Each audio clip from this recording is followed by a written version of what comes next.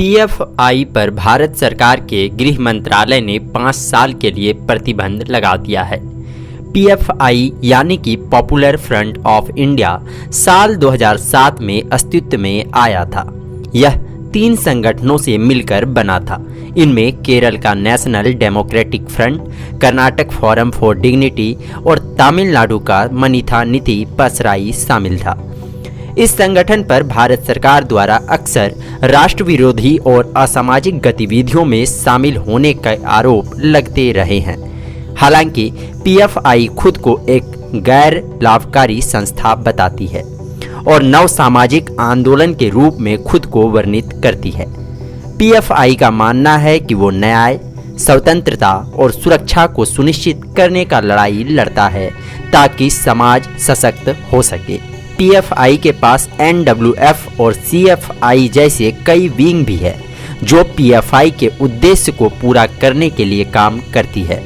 लेकिन 22 सितंबर 2022 को NIA, ED और राज्य की पुलिस ने कुल 15 राज्यों में रेड मारी थी और पीएफआई से जुड़े 106 लोगों को अलग अलग मामलों में गिरफ्तार किया था। दिल्ली में एनआईए ने पीएफआई के राष्ट्र अध्यक्ष ओएमएस सलाम और दिल्ली के संगठन अध्यक्ष परवेज अहमद को गिरफ्तार कर लिया था। इन लोगों पर टेरर फंडिंग और कैंप चलाने के मामले में जांच एजेंसी ने कार्रवाई किया था। बाद में एनआईए और राज्यों की एजेंसियों ने कई ठिकानों पर छापेमारी कर 250 से अधिक सदस्यों को गिरफ्तार किया था। 2006 में देश में स्टूडेंट इस्लामिक मूवमेंट यानी सिमी पर बैन लगने के बाद पीएफआई का विस्तार तेजी से हुआ था। कर्नाटक, केरल जैसे दक्षिण भारतीय राज्यों में इस संगठन की काफी पकड़ बताई जाती है। 2017 में एनआईए ने गृह मंत्रालय को पत्र लिख कर इस संगठन पर प्रतिबंध लगाने की मांग की थी। एनआईए जांच में इस संगठन के कथित रूप से हिंसक और आतंकी गतिविधियों में लिप्त होने की बात आई थी। एनआईए का मानना था यह संगठन राष्ट्रीय सुरक्षा के लिए खतरा था। पीएफआई मुस्लिमों पर धार्मिक कट्टरता थोपने और जबरन धर्मांतरण कराने का काम करता था। एनआईए ने पीएफआई पर हथियार चलाने के लिए ट्रेनिंग कैंप चलाने का आरोप भी लगाया था। इतना ही नहीं, एनआईए का मानना था यह संगठन युवाओं को कट्टर बनाकर आतंकी गतिविधियों में शामिल होने के लिए भी उकसाता था। पीएफआई के कार्यकर्ताओं पर आतंकी संगठनों से कनेक्शन से लेकर हत्याएं तक की आरोप लगते रहे हैं। 2012 में केरल सरकार ने हाई कोर्ट में बताया था कि हत्या के 27 मामलों से पीएफआई का सीधा कनेक्शन था। इनमें से ज्यादातर मामले आरएसएस और सीपीएम के कार्यकर्ताओं की हत्या से जुड़े थे। अप्रैल 2013 में केरल पुलिस ने कन्नूर के नराथ में छापा मारा था और पीएफआई से जुड़े 21 कार्यकर्ताओं को गिरफ्तार कर लिया था। छापेमारी में पुलिस ने 2 देसी बम, 1 तलवार, बम बनाने का कच्चा सामान और कुछ पर्चे बरामद किए थे। केरल और कर्नाटक में आरएसएस और पीएफआई के सदस्यों के बीच अक्सर हिंसक झड़प होती रही है। 2012 में केरल सरकार ने पीएफआई द्वारा आयोजित फ्रीडम परेड पर प्रतिबंध लगा दिया था, लेकिन उच्च न्यायालय ने सरकार के रुख को खारिज कर दिया था। पीएफआई ने 21 जून 2009 को social democratic party of India के नाम से एक राजनीतिक संगठन बनाया था।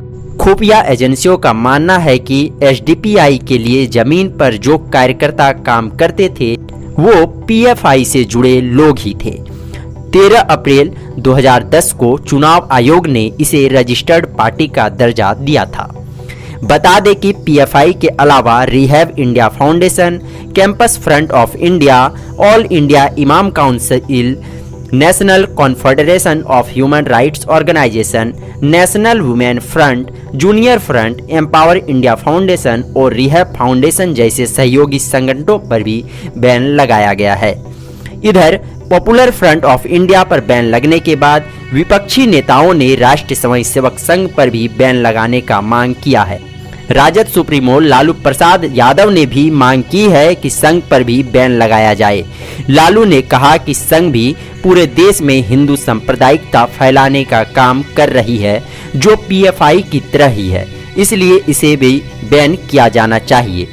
इससे पहले भी कांग्रेस के दिग्गज नेता दिग्विजय सिंह ने 2018 में आरएसएस के खिलाफ बयान दे चुके हैं। झाबुआ में दिग्विजय सिंह ने कहा था कि अभी तक जितने भी हिंदू आतंकी सामने आए हैं सब आरएसएस से जुड़े रहे हैं। उन्होंने कहा था कि संघ के खिलाफ जांच की जाए और फिर कार्रवाई होनी चाहिए। बता दें कि आरएसएस पर भारत में आज़ादी के बाद 3 बार बैन लग चुका है। पहली बार 1948 में गांधी जी की हत्या के बाद लगा था। यह प्रतिबंध करीब 2 सालों तक लगा रहा। संघ पर दूसरा प्रतिबंध 1975 में लागू आंतरिक आपातकाल के समय लगा था। आपातकाल खत्म होने के बाद बैन हटा लिया गया था। वहीं तीसरी बार 1992 में बाबरी विध्वंस के बाद 6 महीने के लिए लगाया गया था। इधर पीएफआई पर बैन लगने के बाद केंद्रीय मंत्री गिरिराज सिंह ने ट्वीट करके लिखा है, बाय बाय पीएफआई। वहीं असम के सीएम हिमंता बिस्वा शर्मा ने कहा, मैं भारत सरकार की ओर से पीएफआई पर प्रतिबंध लगाने के फैसले का स्वागत करता हूं।